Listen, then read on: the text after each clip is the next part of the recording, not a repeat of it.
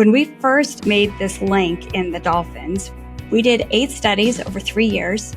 We showed that C15 is not only a beneficial and active saturated fat, but that it was meeting these rare criteria of being an essential fatty acid. And importantly, this is critical, that over the last 24 months and really 12 months, 4 independent teams have now looked at the criteria of C15 being an essential fatty acid, including gold standard studies that were used back in 1929 and 1931. Really important follow-up from independent teams that have nothing to do with us, all concluding that yes, C15 meets the criteria of an essential fatty acid. So lots of exciting work on that frontier.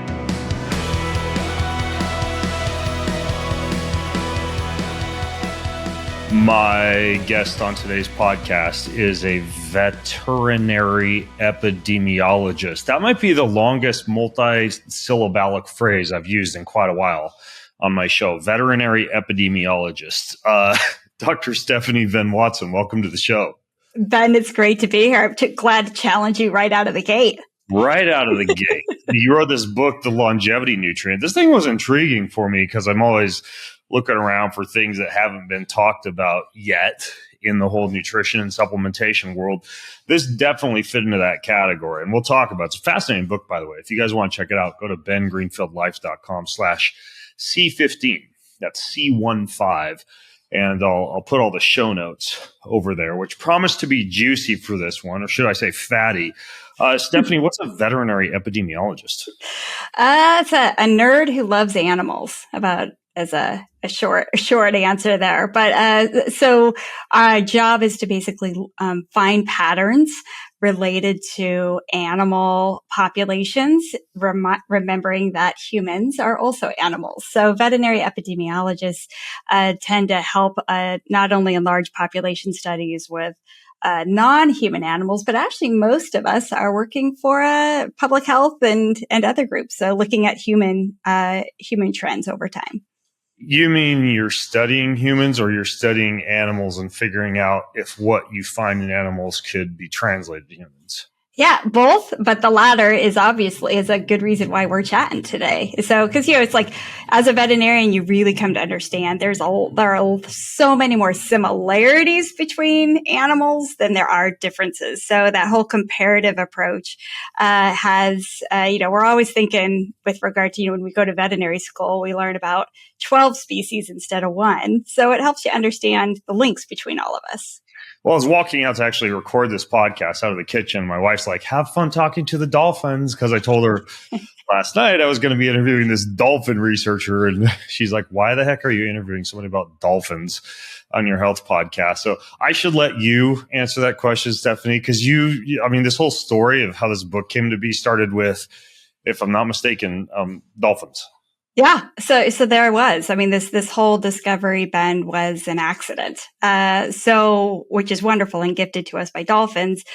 So again, veterinary epidemiologist. I was recruited by the Navy about 24 years ago, to help better understand health and wellness of aging Navy dolphins.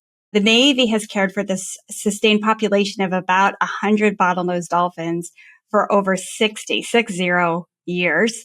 They live in the open ocean here in San Diego Bay, go out into the open ocean every day. Every day they choose to come back. So it's a really amazing population. They get such good care, Ben, that while dolphins in the wild live to about 20 years old, dolphins at the Navy are now routinely living into their 40s, 50s. And I just learned last week when I was stopped by for a visit, 2 of the dolphins are turning 60 years old this year.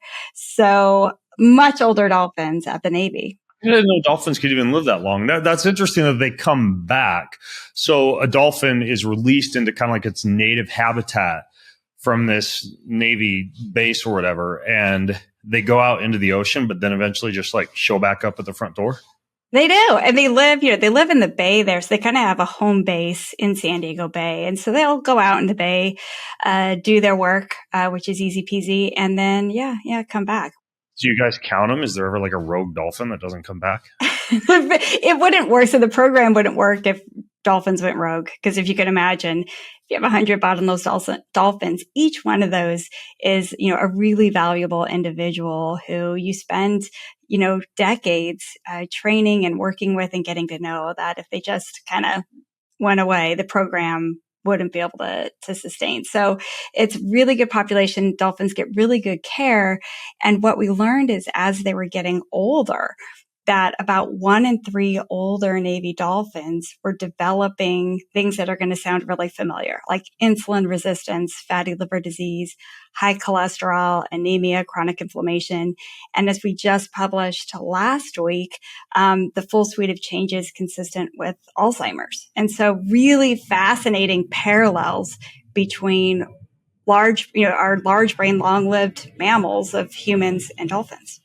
So obviously, the diabetic dolphin isn't necessarily like eating, I don't know, seed oil Doritos or whatever it is people are blaming on diabetes these days, or for diabetes. But with these chronic diseases in dolphins, what is it that you were finding that's applicable to humans? Right. And you hit the nail on the head here, Ben, that this was a huge unlock as I was reaching out to experts in the human space on, hey, how can we help dolphins? What are you doing in humans? And how can we help dolphins? They were flipping the conversation around immediately and saying, wait a second. Dolphins are getting fatty liver disease and Alzheimer's and all the chronic inflammation, metabolic syndrome, exactly like you're saying, without carbs, without trans fatty acids. Right. Assuming they're not swinging by like a Navy SEAL, tequila bar while they're out there on their journey when you let them loose. It's a pretty controlled diet and lifestyle, I'm assuming. Exactly. Despite being Navy dolphins, they also are not heavy drinkers. So we were given the good fortune to have Office of Naval Research funding. The Navy archives all of the serum that they collect on dolphins as part of their routine care. So we were able to go in and use an advanced technology called metabolomics to study thousands of small molecules that are present in the dolphins' archived serum, but also their all fish diet, right? Because all they eat are fish. And we were then able to look for which small molecules predicted the healthiest aging dolphins. So those 2 and 3 that aged well. We thought it'd be omega-3s because all they eat are fish. And instead, right, they completely surprised us by showing that, in fact, it was C15, this odd chain saturated fat, that predicted the healthiest aging dolphins and has emerged today, which we'll talk about, as the first essential fatty acid to be discovered in over 90 years. Okay, so C15, you said it's a saturated fat? Right. So that's where we were confused too. We're like, wait a second, a saturated fat. We've all been taught our whole lives all saturated fats are bad, especially since our primary source of C15 isn't from fish. It's from whole fat milk and, milk, but dairy fat. So, so C15 is called that because it is, a fatty acid that has 15 carbons in it, hence C15. And then you'll see, even though we don't pronounce it, it's a colon 0. And the number after that colon tells you how many double bonds are in it. If a fatty acid has no double bonds, it's a 0. That means it is a saturated fat. So it's particularly resistant to lipid peroxidation. Those double bonds love to get attacked by oxygen. So it just ended up being this Goldilocks fatty acid that is a good saturated fat. We've learned that not all saturated fats are created equal. Those that have an odd number of carbons like C15, C17, and C15 being the Goldilocks fat have anti-inflammatory effects. We'll talk about all the many benefits of C15 and protective, while even chain saturated fats like C16, C18 are pro-inflammatory, which is why for so long we've associated saturated fats with higher risk of type 2 diabetes, heart disease, fatty liver disease. We weren't wrong. We just are now understanding. We've known that not all fats are equal. We now know that not all saturated fats are created equal. Okay, so real quick, not to nerd out on this too much, because it's probably not that high up on people's priority list, but thinking back to biochemistry. So when you're saying C15, 15 refers to the number of double bonds? Number of carbons. So it'll tell you. Yeah. Okay, so there's 15 carbons, but because it's a saturated fat, every single bond between each of those 15 carbons is a double bond. Is not a double bond. So It's it's not a double bond. exactly. Okay. Exactly. And when you say not a double bond, what does that mean? So that's a good point. So it's a single bond. So if you, like, we think back to our biochemistry days, right? You'll either see two bars go across almost like an equal sign versus a single bar. So a single bar means it's super sturdy. It means it can't bend. So if you think about in a fatty acid structure, if it's a double bond, think of it as a hinge. So it allows that fatty acid to bend, which makes it flexible, which is why unsaturated fats that have double bonds are oils at room temperature. So they're able to be flexible.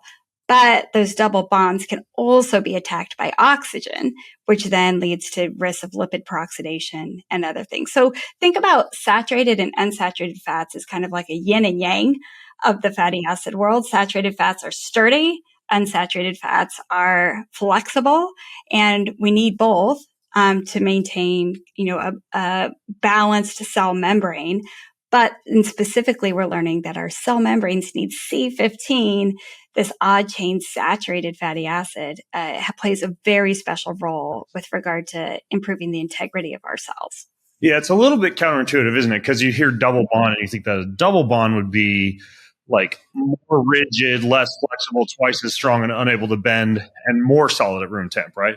That's right. Yeah. So it goes against, again, where all these things where it's like, wait, a saturated fat that's good for us, and double bonds are weaker. So we're all learning together. Okay. So 15 carbons long. There's this fatty acid that you find in dolphins. And you're saying that's the first essential fatty acid to be, how many years do you say? 90? 90 years since 1929, 1930. Mm-hmm. Okay. Walk me through that. What's that mean that it's essential? Right. So this is a big deal, right? So an essential fatty acid is a nutrient that our bodies must have in order to maintain our baseline physiological health. If we don't have enough of it, we will see a deficiency syndrome. So our health will fall apart. Importantly, our bodies can't make enough of this nutrient, of this fatty acid. Therefore, we have to get certain amounts routinely from our diet. So prior to our discovery with C15, there are two known essential fatty acids. One's an omega-3, alpha linolenic acid, and one's an omega-6, linoleic acid, which were discovered way back when by George and Mildred Burr back in 1929 and 1931. Okay, so essential fatty acid doesn't mean you can't make it. It means you can't make enough of it. Exactly. Mm-hmm. Okay. All right. So when it comes to C15, 90 years is a long time. Like, why is it that you think this hasn't even been like discovered before or looked into before? I mean, obviously you'd expect for science to find new things as time progresses, but it just does seem like a long time with what we know about fatty acids for this not to have been identified as an essential fatty acid before this. Yeah, you're exactly right. And then add on top of that, Ben, that I'm a dolphin veterinarian, right? So it's like we have people who spend their whole lives working on fatty acids. And so how was this not discovered before? When we first made this link in the dolphins, we went to Dr. Ed Dennis, who is a global leader in fatty acids. He was the editor-in-chief for the Journal of Lipid Research for 15 years. So we're lucky that Ed was in San Diego, close to us. So we went and met with him and we said, hey, this is what we found in the dolphins. Do you think C15 might be beneficial? And he said, probably not, because we all know about C15. We've known about it since the 1950s. It's present at such low levels that and it's a biomarker of how much dairy fat we eat. Chances are we didn't miss it stuff. But the dolphin component is interesting. So here are the studies we would need to do to figure out, is it bioactive? At what concentrations? Is it bioavailable? What activities does it have? Like a whole slew of core questions that would need to be answered. So we did 8 studies over 3 years, and the culmination of that, of those studies, we published in scientific reports with Ed Dennis as the senior author on this paper, in which we showed that C15 is not only a beneficial and active saturated fat, but that it was meeting these rare criteria of being an essential fatty acid. So we published that in 2020. And importantly, this is critical, that over the last, 24 months and really 12 months, 4 independent teams have now looked at the criteria of C15 being an essential fatty acid, including gold standard studies that were used back in 1929 and 1931, where you deprive a pregnant mouse of C15. You let her have the babies, so now the babies are C15 deficient. They demonstrated nutritional deficiency syndrome, so poor growth. And when they gave the babies C15, their growth restored. So another study was done in worms showing that you could remove every nutrient, not just fatty acids, but every nutrient from a baby worm. And if you give it just C15, its normal growth will restore. So really important follow-up from independent teams that have nothing to do with us, all concluding that, yes, C15 meets the criteria of an essential fatty acid. So lots of exciting work on that frontier. Well, I'm sure as a veterinary epidemiologist, you probably get this all the time.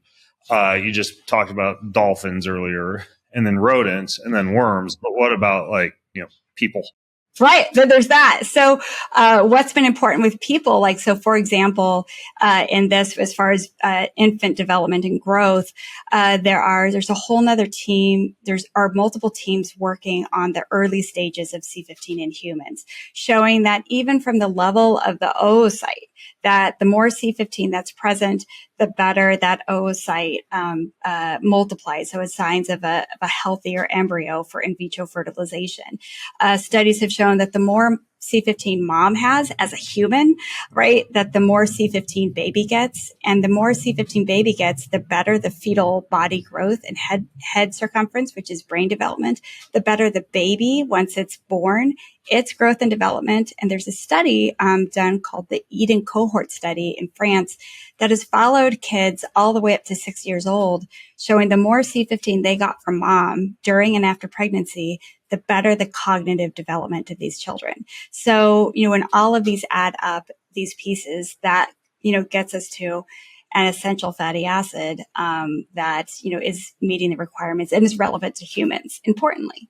A lot of the research I've seen on dairy seems to indicate, and this surprises a lot of people, maybe it's because of our built-in bias still about saturated fats being unhealthy, is that full-fat dairy seems to be where you get more of the benefits of dairy compared to non-fat or fat-free dairy. And I've always wondered, is that because something about separating the fats from the proteins affects the dairy, something about the extra processing affects the dairy? I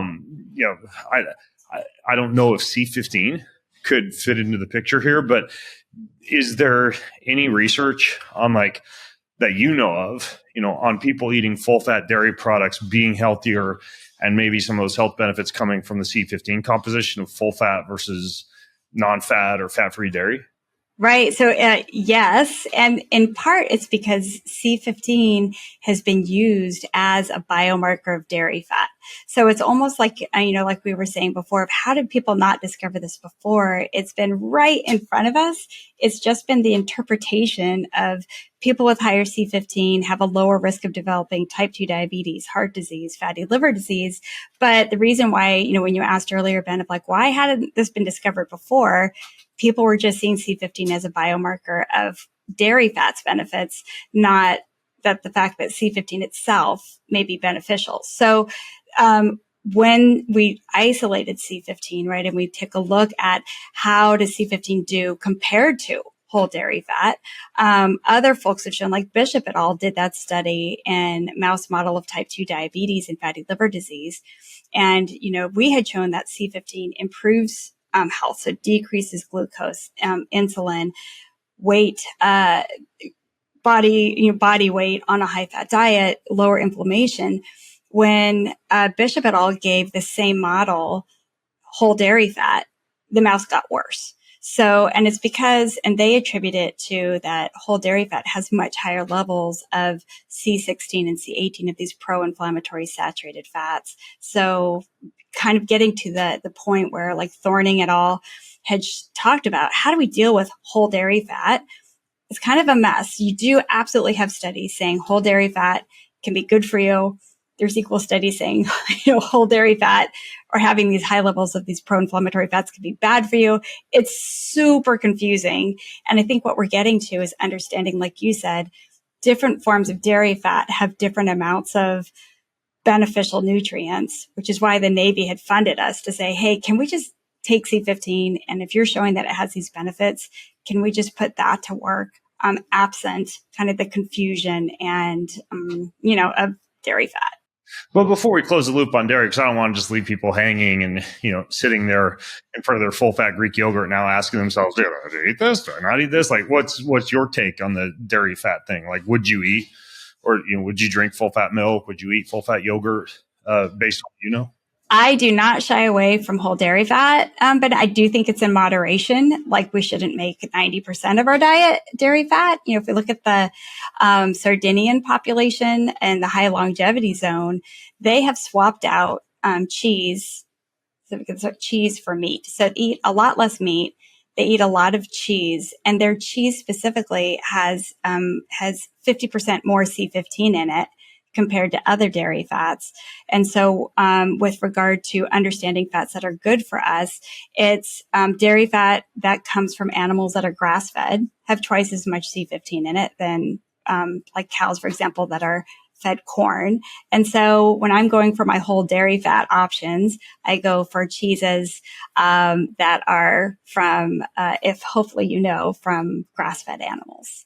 Okay, that's actually super important to know. So in Sardinia, the cheese that they eat is special because that cheese is coming from grass-fed animals? Yeah, and even better, there's actually multiple studies showing not only is it about grass-fed animals, and they use sheep and goats. It doesn't really matter if it's a sheep, a goat, or cow, but if they are fed not only grass, but grass at high altitude, that has even more C15 in their milk. So the Sardinian high longevity zone is in a mountainous region in Sardinia. So they are hitting that sweet spot of grazing, grass eating sheep and goats at high altitude. And that's resulting in their cheese, one of which is pecorino, which I love, has, high C15, and it helps explain why people in this high longevity zone have 2 to 3 times higher C15 levels than the rest of us. Okay, we are rabbit holing big time, but why is it that like a hypoxic Sherpa goat cheese would because of some type of oxygen limitation produce a cheese that's better than a goat at normal altitude? Yeah, I think you're heading down the right rabbit hole. I think it's, C15's role is to be a sturdy fatty acid that helps make living things more resilient to stressors. And so hypothesis, Ben, but not yet been tested, are these high altitude grasses and animals put at, really having to leverage C15 to be able to make them more resilient. And again, in a hypoxic environment. Kind of makes me wonder if any type of stress might induce upregulation of C15, because I have goats, but I don't live at altitude, but I do have cold tubs. So if I cold thermogenesis my goats, maybe I could induce higher C15. You did not get that from me, but yeah, you're heading in the right direction. I don't have mountains, but I have too many cold tubs around here. All right, well, we'll save that for another day. I'll let you guys know if I wind up cold plunging my goats. But back to the longevity piece, because Sardinia is obviously one of these longevity enhanced blue zones. Apparently, you talk about longevity a lot in the book. You talk about a lot of these other chronic diseases, but specifically you talk about longevity, and you describe these longevity must-haves that you've identified in terms of something that a molecule must cause for it to be a longevity must-have. Can you get into that a little bit? I can. So as we started learning about C15's role, right, its activities, how it works, and what it's doing, Dr. Nicholas Shork, who's head of NIH's Longevity Consortium, and he's been playing that role for over 15 years, Nick came in and he's like, I'm reading all these studies. There are now over 100 peer-reviewed studies on C15, available at discoverc15.com for those who want to nerd out. And Nick said, Steph, C15 is the evidence I'm seeing is that C15 is emerging as a geroprotector. And I said, great, what's a geroprotector? So that's where Nick described that a geroprotector is the holy grail of a longevity molecule because it slows the rate at which we age to stem the onset of the diseases that kill us, which means that if it's a true geroprotector, you're going to see clinically relevant benefits within months, right? In a person who's already going through that process of aging. That's what excited Nick because he's like, we don't have that today. And this has the potential to have a meaningful effect. So we worked with Nick and he came up with these 5 longevity molecule must-haves. And the molecule needs to show that it targets the human longevity regulating pathway. It needs to show that it targets key hallmarks of aging. There needs to be evidence it slows the rate at which we age, that there are clinically relevant benefits seen within months, and that there's strong evidence that the molecule can actually help prevent the onset of diseases. So what we do, we go through the book, is we show that C15 does all of that. It activates AMPK and inhibits mTOR, right? This is what metformin and rapamycin do, respectively. It targets 6 hallmarks of aging, including improving mitochondrial function and decreasing senescent cells and decreasing inflammation. It has evidence of slowing the rate at which we age. There's a key biomarker of aging rate called red blood cell distribution width, or RDW. And C15 has been shown to reliably reverse that. So if it goes high, it's a faster aging rate. C15 has repeatedly shown to bring that down. And then we'll talk about clinically relevant benefits through clinical studies, in vivo studies, within months, having to do with liver health, metabolic health, cholesterol. And the last is there are meta-analyses. So studies involving tens of thousands of people over decades, repeatedly showing that people with higher C15 have a lower risk of developing type 2 diabetes, heart disease, fatty liver disease. Lee et al. Showed that for every 50% incremental increase in C15, the percentage that we have in our cell membranes and in our blood, decreases our risk of type 2 diabetes by 8% and our risk of getting coronary heart disease by 17%. So when you bring all these pieces together, that's where you get to, checking off these must-haves of a longevity nutrient. Yeah, well, kind of back to you are what you eat type of idea, or you are what you ate. Is it because C15 is comprising our cell membranes with this more stable fatty acid? And is it just that, or is it doing other things? This is kind of like a mechanism of action question, Absolutely. And this is so important, right? If you don't understand mechanism of action of something and what concentration, right, you need to achieve that mechanism of action, it's kind of like game over, right, Ben? It's a lot of skepticism around how does it really work? So you're spot on that C15 as a stable fatty acid goes into our cell membrane and it makes it more stable and resistant to lipid peroxidation, which is a major driver of chronic diseases and aging. It is such a simple thing that it does, and we'll talk about it does more, but that is a core mechanism of action. In addition, we and other groups have shown that C15 is a pleiotropic molecule, which means it does a lot of different things. And so I'm just going to name off some acronyms, but we're not going to go into detail. But we know that it activates AMPK, AKT, and PPAR alpha delta. We know that it inhibits mTOR, JAK-STAT, HX6, lots of stuff. Okay. So by the way, those are all, I'm going to interrupt you. You said AMPK, ACT, and PPAR. Those are all the same things that would get triggered via exercise. So it sounds to me like you're saying it might act as a little bit of an exercise mimetic agent. That is correct. Yeah, especially that PPAR delta. Yeah, AMPK. The fact that you're exercising while we're doing this, I'm incredibly impressed. Yeah, in my opinion, most exercise mimetics and calorie restriction mimetics are best combined with, respectively, exercise and calorie restriction if you're looking to maximize the benefits from those. You don't just pop a pill and watch Netflix. No, you don't get into that. You got to do, and in fact, it helps. A lot of people, even for myself, it helps me exercise. I'm able to exercise longer. And it makes it more enjoyable for me. Okay, so I interrupted you as you were going down the alphabet letters. Yeah, so we've got, inhibits, when we talk about activates things, it inhibits things like mTOR, HDAX6, JAK-STAT. And so it's like, and the core thing is, if you look at all these different mechanisms, and we just published last week that it inhibits these two things called FAAH and MAOB.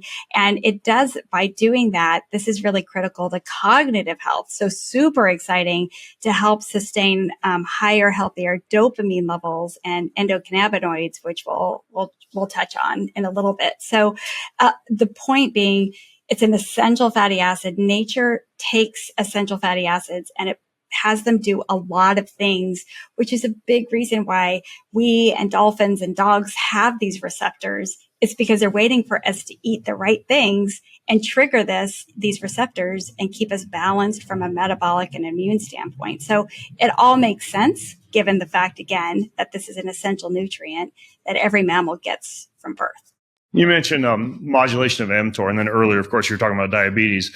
I think two darlings of the anti-aging industry as far as off-label drugs are metformin and rapamycin. How do you think about like the head-to-head comparison of something like C15 with something like those? Right. So that's where Nick came in and he had the same question you did, Ben, which is, hey, if we test C15 head-to-head against rapamycin, metformin, and then a third molecule called acarbose, which is also in the kind of anti-diabetic world. Isn't that like a negative glycemic index sweetener? Yeah, exactly. We don't use it here as much as in Asian countries is popular. And basically what it does, it prevents absorption of carbs. Dr. Sandra Kaufman, she's big into like all these different ways to block glucose absorption. I think acarbose is on her list of supplements. Okay, so you're testing C15 about against, or at least comparing it against metformin, rapamycin, and acarbose. And what are you guys finding? So what we did is we used this panel that is industry standard for the pharmaceutical world, right? And it's called Biomap. It's 12 human cell systems mimicking various disease states: heart disease, liver disease, lung disease. And what you do is then you treat these diseases in a dish with 10 concentrations. So nope, let me take that back. 4 concentrations of each molecule. It measures 148 different biomarkers, and it gives you a profile of how well does this molecule behave across many different human cell systems. So it's a great way to assess safety, but also efficacy. So we did that with C15, pure C15, against these other longevity leaders.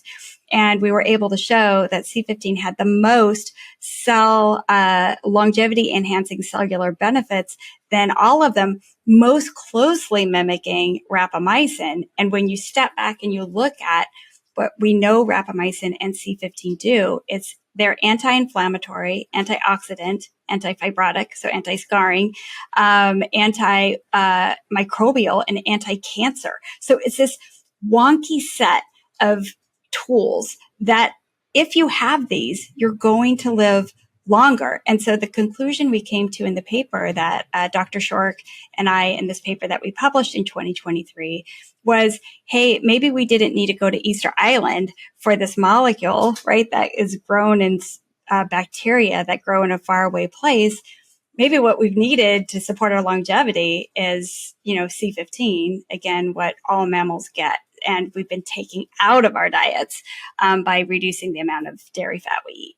Yeah, this whole biomap measuring thing that you used, I hadn't come across it before, but it's kind of cool because, it's not like a double-blinded human clinical trial, long-term in living people, but it's almost like kind of a cool algorithmic way of comparing things head-to-head. I hadn't heard of it before, but I think, let me find this section of the book. You actually say you start with a handful of different human cell types, like lung cells, white blood cells, vascular cells, and skin cells. Then you expose them to a variety of factors that replicate a multitude of diseases. And so you're getting a bunch of diseases in a dish that mimic things like heart disease, cancer, inflammation, arthritis, liver scarring, et cetera. And then it gives you a comparison of what's going on in that dish based on what you test against these diseases, like almost like a bunch of little miniature celebrity death matches in a petri dish. Hey, I love that. Yeah, I think Biomap's going to call you up and ask if they could use that as a descriptor. It is really cool, though. I mean, because again, like, I don't think you would say this either. Like, this is not the same as a human trial, but it certainly gives you some pretty cool data to work with. That's exactly right. And I tell you, Ben, like, as the years have gone on since we first, started using Biomap, I have become a huge believer in it. And it's because we've been able to see it move forward, right? So it predicted, for example, that C15 would have anti-cancer benefits in this dish. And then there's a group that then moved C15 forward in cancer studies in vivo, and they were able to figure out what was the mechanism of action. So it was a JAK-STAT and HDAC6 inhibitor, which are anti-cancers. It mimicked gemcitabine and paclitaxel, which are two anti-cancer drugs. And most importantly, when they moved in vivo to a mouse model, that it decreased the tumor size of mice with breast cancer. So it's remarkably good at being a predictor of what activities it will have. And because these are human cell lines, it's a predictor of what's going to be useful in humans. Again, this is used by the pharmaceutical industry, and they are not going to waste it. This helps them be much more efficient at honing in on which molecules are most likely to make it across the line. Yeah. A few minutes ago, you mentioned the endocannabinoid system. Why were you talking about that? Right. So this is a fun component that, as people started, taking pure C15 and supplementation, we had about half of the people within 2 weeks reporting deeper sleep, calmer mood, and less joint pain. Wait, I want to back up and interrupt you real quick. Were they like taking this right before bed, or was this just kind of like chronic long-term use effects? Yeah, like it was more like, and it's within 2 weeks. And so, it takes maybe a few days but let's say pretty reliably at 2 weeks, half of the people. And we're like, hey, we understand C15's mechanism of action. From what we understand today, that doesn't really line up with what we know about C15. But then the science continued. And we learned that that our bodies use C15, not only for all the things I just talked about, but our body uses C15 to make a second molecule, a metabolite called pentadecanoyl carnitine, which we'll just call PDC. And what we found was, again, the first step is, right, take the molecule, throw it against a bunch of receptors to understand, is it active? Is it activating relevant receptors? And so that's where we found that PDC fully activated CB1 and CB2 receptors, where CB stands for cannabinoid. So these are the receptors throughout our brain and body that respond to cannabis, right? And they're named that because of cannabis, but we don't have those receptors because our bodies were waiting for humans to find cannabis and start using it, right? Like dogs have it and dolphins have these receptors. So you're telling me weed is not an essential plant? Weed's not. That was not the big discovery. So, but why are they there, right? And so what we showed is previously there was a one called an endocannabinoid. So it's a cannabinoid that our bodies make that are intended to activate these receptors. Prior to our discovery, there was only one known full-acting endocannabinoid. This PDC was the second, so the second ever discovered, which then helped explain, deeper sleep, calmer mood, less joint pain, all of which I have experienced myself. And now it's like, I get it. Like, I'm understanding why those benefits. So the way that it's working on these receptors, you said it acts on CB1 and CB2 receptors, or it upregulates this PDA, which acts on those receptors. Yeah, exactly. It regulates. It's this metabolite that then activates these receptors. Mm-hmm. Okay. So if you're binding to those receptors, would you, and this is just like a total thought experiment, and you like smoked weed or had an edible, would you need more of it to actually work with those receptors because the receptor side is already occupied? Yeah, that is an interesting question. If there's what we don't know is competition, that if, let's say, that the phytocannabinoids, right, the non-ones that our body, the ones that our bodies don't make. Cannabinoids, yeah. Yeah, if they're stickier, right, to the receptor, then there may be a competition component. The neat thing about endocannabinoids, which is fascinating, is that our bodies make it on demand. So we store C15, And then when our bodies need less pain, calmer mood, better sleep, our bodies will actually then make the endocannabinoid, versus if you take an edible, it just goes up at that time and then goes down based upon how long when you had eaten it. So maybe they'll do a 1-2 punch, that you can store it in your tissues. Your tissues will use it when you need it. And then you have your edible, which will have its immediate effect at that time. Yeah, interesting. If you said you store it in your tissues, what do you mean? So C15. So as we eat C15, it goes into our cell membranes. This includes cells in all of our tissues. So we want to have C15 stored in our tissues because of all the things we talked about: anti-inflammatory, antioxidant, that keeps our liver, our heart, our brains healthy. But it also means we've got a store of C15 waiting, so that when our body needs endocannabinoids, when it needs to deal with pain, when it needs to deal with sleep, it's able to make those endocannabinoids and increase the levels upon demand, which again is something I learned while writing the book about endocannabinoids, and just fascinating. Yeah, it kind of makes me wonder too, like if you're kind of a pothead or you're too reliant on CBD or THC, if you could kind of use some form of C15 to wean yourself off that, or kind of taper off. Yeah, that's the hypothesis. It helps. Yeah, exactly. Interesting. So if it's stored, is there a way to actually get a blood test or some kind of tissue sample or something that the average person could do to see how much C15 they actually have in their bodies? Yes. And so the good news is because C15 has been used as a biomarker for how much dairy fat we eat, the test has been used for decades reliably. So, fatty acid panels, if you can ask your doctor to do a fatty acid panel, just make sure that they check and that C15 is included.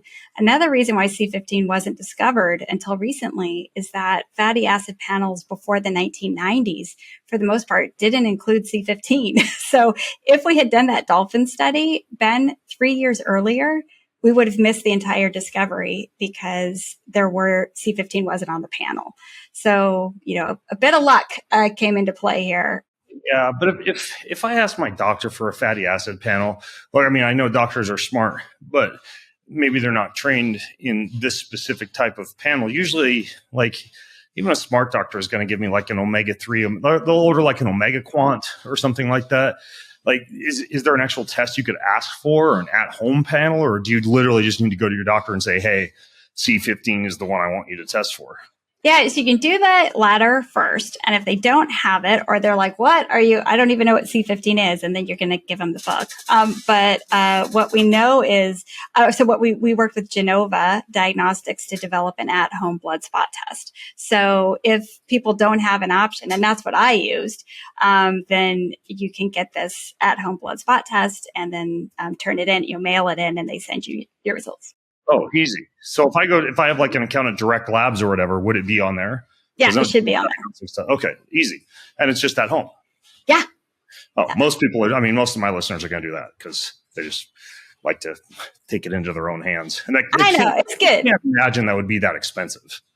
It's not, yeah. I mean, for people who are used to ordering, tests and to be able to get results, that it's in the same realm as other tests. And so I use that one.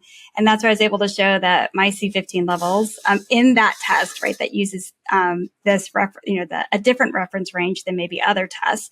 But this one showed, from the concentration that I have, the Sardinian level, so 0.46% and over 5 micrograms per mil. So yeah, you're gonna start talking like an Italian and buy a hypoxic goat. Wow. Yes, exactly. C is easy. Okay, so dolphins, you mentioned, eat fish. They don't eat yogurt, but at least I don't think they do. I don't know what you're doing in the Navy if you guys have a Ben and Jerry's there. But the thing about fish oil, right? Because fish oil is often called a source of some of these essential fatty acids that you named earlier, I think. How do you compare C15 to fish oil supplementation? Like, do you still use fish oil, or what's your take on the fish oil piece? I love fish. There's so many studies been showing that the more fish we eat, if we eat 2 to 4 servings a week, that the better our health. So dolphins are onto something. So we know that fish are good for us. They contain a lot of important nutrients, including the omegas. So with regard to fish oil, fish oil goes back to the 1800s industrial revolution of was our cod liver oil was our main source of vitamin D, and it helped to cure rickets. I mean, so fish oils played a really important role in supporting our health. When we talk about, again, I think we talked about earlier, the yin and yang, that omega-3 Omega-3s are important to keep our cell membranes flexible. They have some anti-inflammatory benefits. This EPA, the omega-3 in that supplement, or even better, the pharmaceutical, the better the outcomes in the longer term studies, because you just have more control over what was in that fish. Every fish has a different life, and that dictates the fatty acids that are in that fish's oil. So in comparison, C15, again, we talked about getting it from dairy fat, but that becomes complicated. So again, that's why the Navy funded us to isolate C15 and create a pure bioavailable form that you can control. And again, this was for the dolphins, to control and supplement the dolphins' diets so they could get exactly the amount of C15 they needed. So it's a stable powder at room temperature versus an oil. So again, complementing each other. I'll leave it at that. Okay, so they can complement each other. So DHA and EPA, if I look at a fish oil label, what is it? Docosahexaenoic acid and eicosapentaenoic acid. Nice. Am I even You close? got it. Yeah, okay. That's it. So we nerded out before. I want to nerd out again just real quick, just so people kind of understand this. So C15 is 15 carbon atoms with a single bond. And then EPA and DHA, what do those look like? Like if I were to look at like a diagram or a picture of an EPA and DHA next to a C15. Yeah. So they're polyunsaturated fatty acids. So that means they have multiple. So polyunsaturated means double bonds. Polyunsaturated means multiple double bonds. So they're going to it's a longer, bigger, kind of more complicated molecule that has lots of hinges and lots of bending points, which is why they're oils at room temperature. It's why, omega-3s are oils, and why they're more susceptible to oxygen. So if you're, leave the oil out of the fish oil supplements, they can get rancid. It gets shipped via Amazon and sits out in the summer heat for 90 degrees on your doorstep for 2 days while you're on vacation, and you come back and put that in your fridge. It's still probably pretty damaged. Yeah, exactly. And so that fishy smell you get is the oxidation of those fatty acids. So it's not the manufacturer's fault, right? They're just molecules that are naturally more susceptible to attack by oxygen. The nice thing with C15 is that whether in the bottle or in our bodies, its job is the opposite. It's meant to protect us against lipid peroxidation and shore up those membranes, but also be incredibly stable in the bottle. Yeah. So it sounds to me like your take on fish oil is probably a little bit similar to mine. I love fish. On any day that I eat fish, I don't use fish oil. And so that's on like 3 days of the week. And then on the other days, I take about 1 to 2 grams of a DHA EPA blend that I keep in the refrigerator. And so I kind of go back and forth. And I recently added C15 into the mix after reading your book. I decided to do so far I think I'm 2 months into kind of trialing using C15 via this supplement called Fatty 15. So I've been taking, I think the label says 2. I've been taking 4 of those a day. Is that okay? 3, maybe 3. Okay. All right. I'm an overachiever. Well, you may be catching up. Maybe you're because again, it's like I've been getting bigger. I'm almost 200 pounds now, and I get a little bit of flack for this, but I don't purposefully keep my body fat low. But I'm 4% body fat and 200 pounds, so I have a lot of muscle, and I just feel like I need a little bit more than the average. I don't know if that's true, but well, and also, it depends. I think it depends on a person's diet. Like if you don't eat a lot of dairy, then I'm pretty lactose intolerant. I forgot to mention that. Yeah. So it might be like, again, maybe some catch up, but we have people tell people start with 1, work from there, and we have over a 95% monthly retention rate. And it's not because, people are just crossing their fingers and believing. It's that, they're seeing and feeling benefits within months. And so those doses seem to be working for most people. How many milligrams is in one capsule? 100 milligrams. And in the studies that you've done, because I'm sure you're running this in the supplement industry, people will like make a supplement, but it's nowhere near the dosage that was actually used in the study or extrapolated to humans. How does the fatty 15 match up? Yeah, so it matches up. So there have been multiple clinical trials. One of them used 200 milligrams.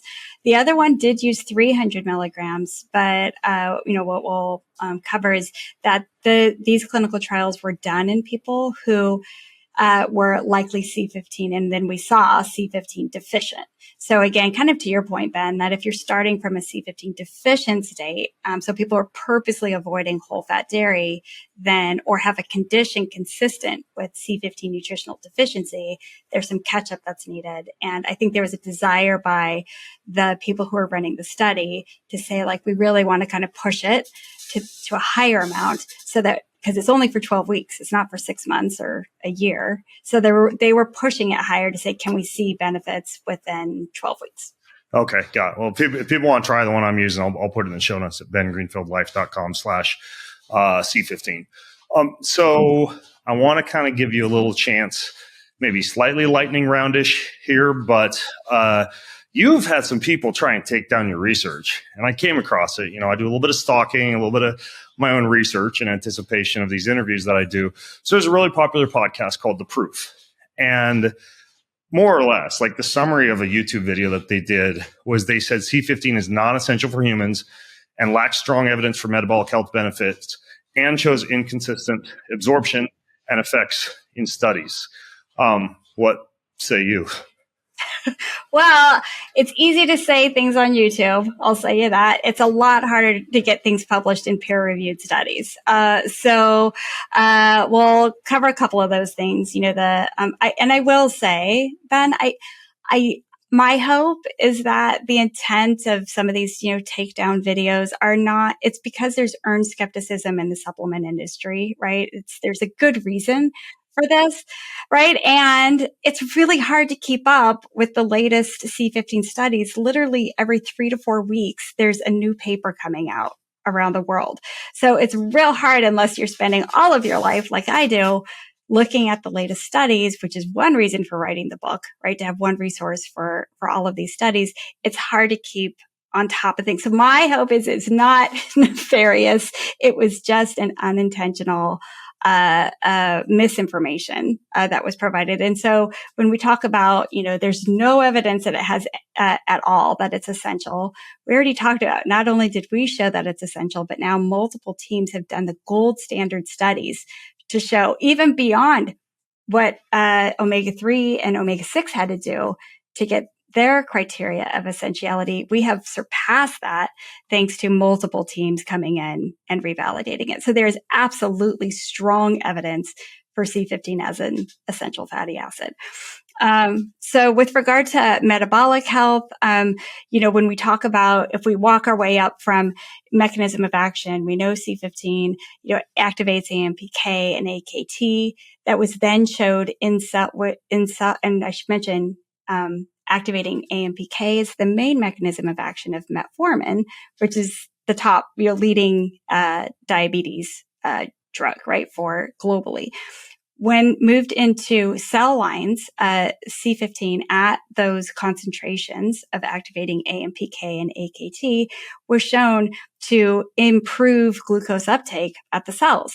Even interestingly, Fu et al. Showed that C15 actually mimicked insulin. It not only improved insulin sensitivity, Ben, it actually did as well as insulin in these cell-based studies. Then we move to in vivo efficacy studies. So then you treat a mouse that has type 2 diabetes, showing that it decreases glucose, the whole suite of components of type 2 diabetes. Then you move into the human studies with regard to these large-scale human epidemiological studies. A higher C15, the lower the risk of developing type 2 diabetes. So we had a third party come in and actually review our claims for fatty 15 and review the science and to say, are these substantiated? It's called CARS process. And they absolutely said, with regard to our claims, that including metabolic health, that there's clear substantiated evidence that C15 plays a core role in supporting our metabolism. Right. And I know that a lot of people will say, well, you showed that high levels of C15 in these models, whether animal or human models, is associated with all these benefits, but you haven't shown that taking, your pill, your supplement, or your fatty 15 causes those same benefits. I've heard that. What do you think about that? Yeah. So when it comes to clinical trials, right? So then you need a clinical trial in which people have the condition. And so with supplements, we haven't, that study, absolutely to your point, haven't been done yet. The studies to date on clinical trials have focused on fatty liver disease. And that's because the hypothesis is that fatty liver disease, which didn't non-alcoholic, or it's now called Mazold, it's going through a rebrand, didn't exist before 1980. And so one of the hypotheses is that decreasing C15 levels that happened since the 1970s, and especially since the 1990s, have gone down population wide, that then these deficiencies may actually be causing fatty liver disease. So the clinical trials are being triaged based upon urgency. 1 in 3 people have fatty liver disease today. And so the 2 clinical trials that have been done with C15 have been on people with fatty liver disease, history of fatty liver disease. The first one, which was 200 milligrams per day, had people go on it. And this clinical trial, Ben, was a home run.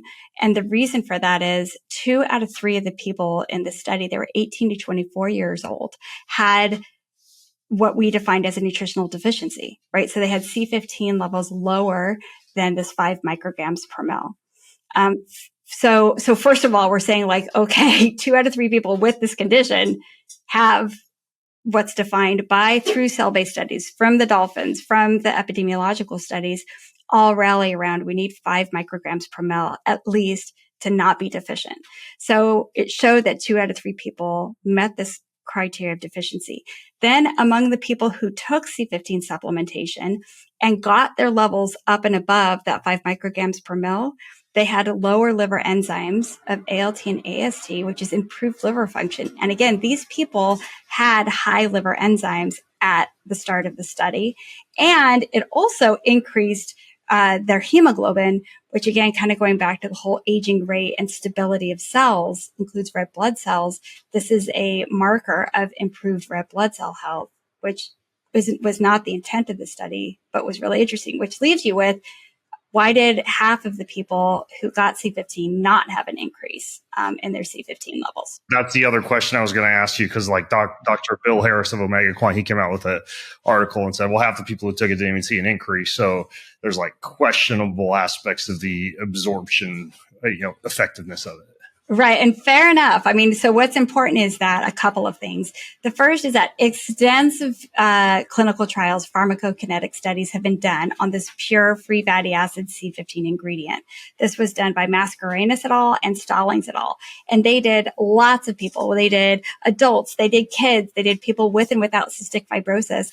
And Ben, what they showed across 2 papers in extensive clinical trials were that this molecule is 100% bioavailable. So how much you ate reflects exactly how much was in your blood.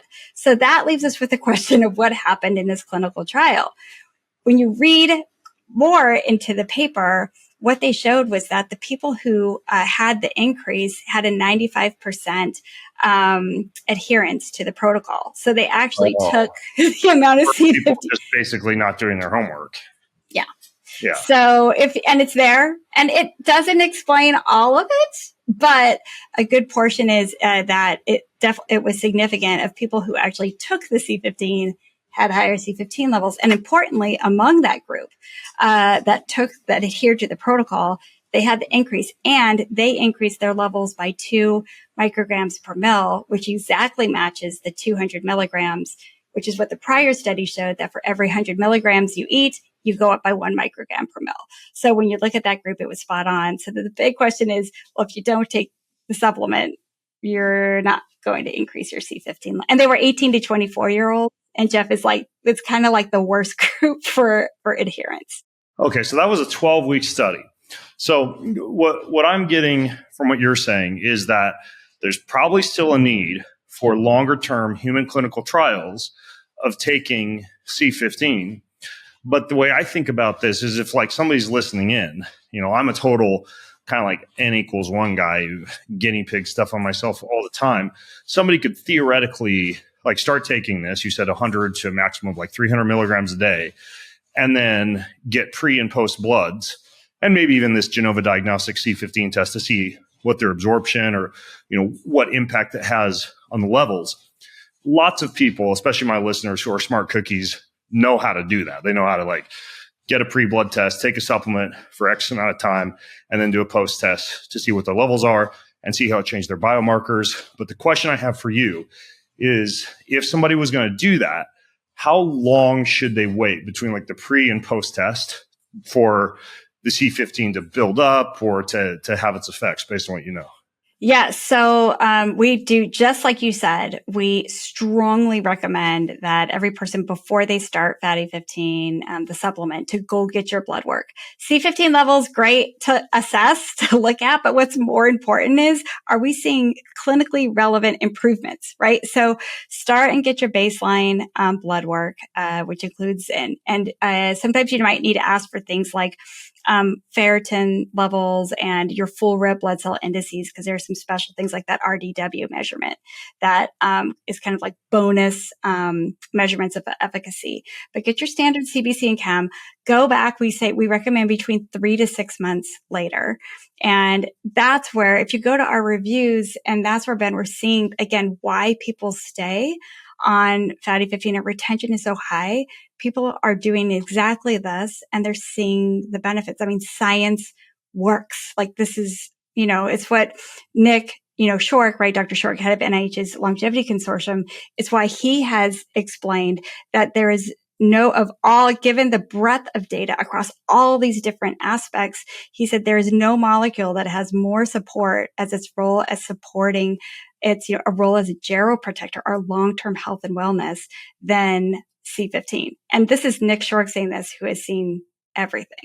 Yeah. Well, okay. So 3 to 6 months. That's helpful. This whole thing has been helpful, by the way. And we like barely even kind of broke the surface of everything that's in this book. I'm holding it up for the video. Longevity Nutrient.